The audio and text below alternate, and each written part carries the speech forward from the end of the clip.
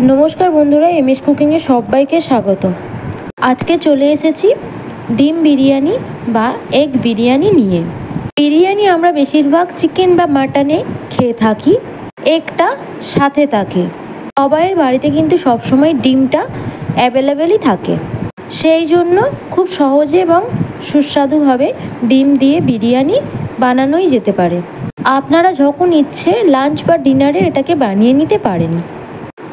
और एटा एक बाड़ीर जेहेतु रान्ना हेल्दी खाबारई बला चले। तो देखे नेওয়া যাক आजके आमार এই बिरियानिटा केमन भावे आमी करी। बिरियानी बानानोर जोन्नो सबार प्रथमे आमी भातटा बानिये नेब। तो प्रथमे आमी हाঁড়ির मध्य जल निয়েছি और एखाने दारचिनी लवंग एलाच এইগুলো आमी दिए देब।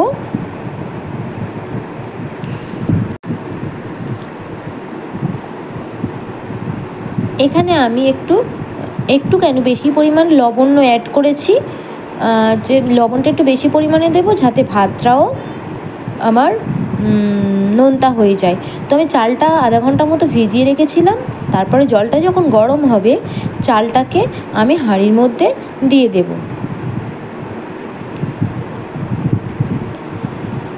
তো ফুটতে শুরু করেছে ভাত। বিরিয়ানির চাল কিন্তু পুরোপুরি সিদ্ধ করে ভাত করে নেব না, আমি 80% মতো সিদ্ধ করব। তারপরে এখানে আমি নিয়ে নিয়েছি কড়াইয়ের মধ্যে তেল, সরিষার তেল নিয়ে আমি এখানে পেঁয়াজ কেটে নিয়েছিলাম। পেঁয়াজগুলোকে আমি বেরেস্তা বানিয়ে নেব। তো পেঁয়াজগুলিকে আমি সরু সরু করে কেটে নিয়েছিলাম। 3টে পেঁয়াজ আমি এখানে বেরেস্তা বানিয়ে নিচ্ছি। তো বেরেস্তাটা মিডিয়ামের মধ্যে রেখেই হয়ে গেছে, আমি তুলে ফেলবো বেরেস্তাগুলোকে। বেশি হাই রেখে কিন্তু বেরেস্তা করা যাবে না, মিডিয়ামের মধ্যে গ্যাসটা রেখে বেরেস্তা ভেজে নেবেন। এরপরে আমি কড়াইয়ের মধ্যে আবারও তেল নিয়েছি, এখানে ফোড়ন হিসেবে দিচ্ছি দারচিনি আর এলাচ আর দেব লবঙ্গ।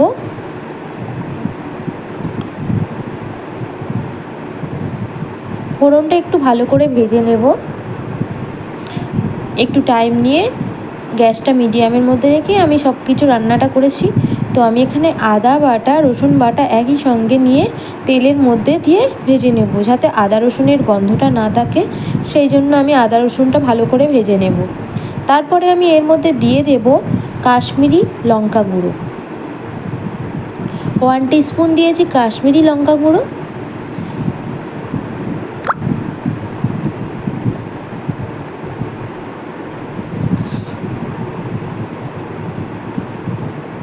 অ্যাড করব এখানে টক দই, ফেটিয়ে রাখা টক দই, তার সঙ্গে একটু জল দিয়ে ভালো করে আমি কষিয়ে নেব।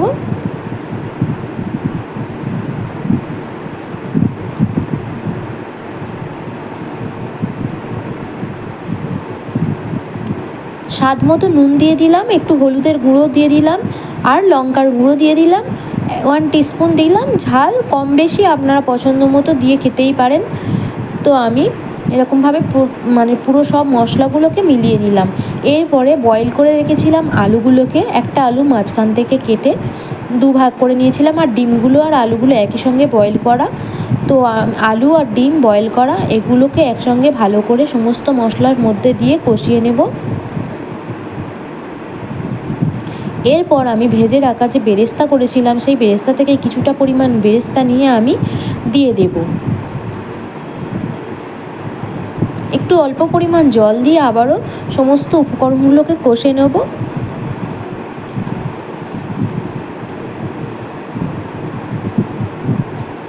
এই বিরিয়ানিটা কিন্তু ঝটপট একটা রান্না, তাড়াতাড়ি খুব কম সময়েও বানিয়ে নেওয়া যায়। তো ভাত আমার মোটামুটি হয়ে এসছে, এবার ভাত থেকে জল ঝরিয়ে নেব। আমি ভাতটা 80% মতো সিদ্ধ করেছি। এবারে আমি এখানে নিয়ে নেব দুধ নিয়েছি, দুধের মধ্যে একটু জাফরানও মেশাতে পারেন, আমি এখানে ফুড কালার মিশিয়েছি। তো দুধের মধ্যে একটু ফুড কালার মিশিয়ে নিয়েছি। এরপরে আমি মিঠা আতর দিয়ে দেব, দুধের মধ্যেই দিয়ে দেব।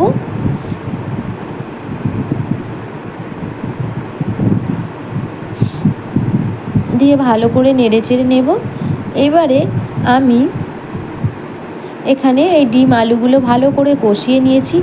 এবারে পুরোপুরি কষানো হয়ে যেতে আমি ভাত 80% মতো সিদ্ধ করেছিলাম সেই ডিম আলু এর মধ্যে আমি একই পাত্রর মধ্যে আমি বিরিয়ানি মানে যেটা সাজাবো সাজিয়ে নিয়েছি। আপনারা চাইলে পাত্রটা চেঞ্জ করতেই পারেন, তো আমি একেবারেই বসিয়ে দিয়েছি।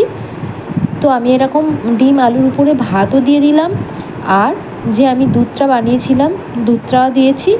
এবার এর মধ্যে আমি বেরেস্তা দিয়ে দেব, আর এটা দিলাম আমি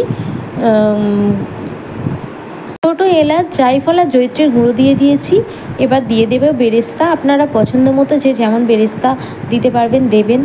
তো আপনারা এখানে বিরিয়ানি মশলাও অ্যাড করতে পারেন, তবে আমি এখানে ছোটো এলাচ জায়ফল আর জয়িত্রী দিয়েছি। তো এবারে আমি 1 টিস্পুন মতো ঘিও দিয়ে দেব।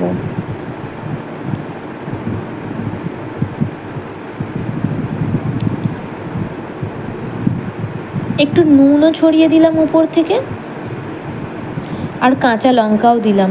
দিয়ে বেশ কিছুক্ষণ, এখানে আমি একটু চিনিও দিয়েছি, বেশ কিছুক্ষণ আমি 10 মিনিট মতো একদম লোতে রেখেছিলাম। তারপরে আপনাদের সামনে খুলে দেখাচ্ছি যে বিরিয়ানিটা কতটা সুন্দর হয়েছে। আপনারা দেখতেই পাচ্ছেন, আমি এখানে চামচের সাহায্যে কাটিয়েও দেখাচ্ছি আপনাদেরকে।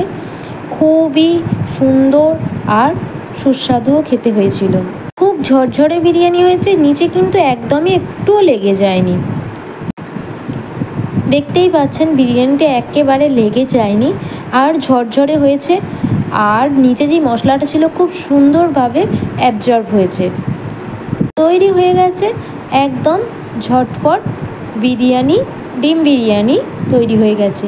এবার আমি গরম গরম সবার মধ্যে সার্ভ করে দেব। আপনাদের যদি ভালো লেগে থাকে তা ভিডিওতে একবার লাইক কমেন্ট আর শেয়ার করবেন, আর চ্যানেলটিকে সাবস্ক্রাইব করার অনুরোধ রইল। আর আপনাদের নতুন নতুন কমেন্টস করতে বেশ কিন্তু ভালো লাগে। আপনারা কমেন্টস করে জানাবেন যে আমার রেসিপি দেখতে কেমন লাগছে আপনাদেরকে। তো আজকে এইটুকু, ভালো থাকবেন, সুস্থ থাকবেন, আর সকলকে ভালো রাখবেন।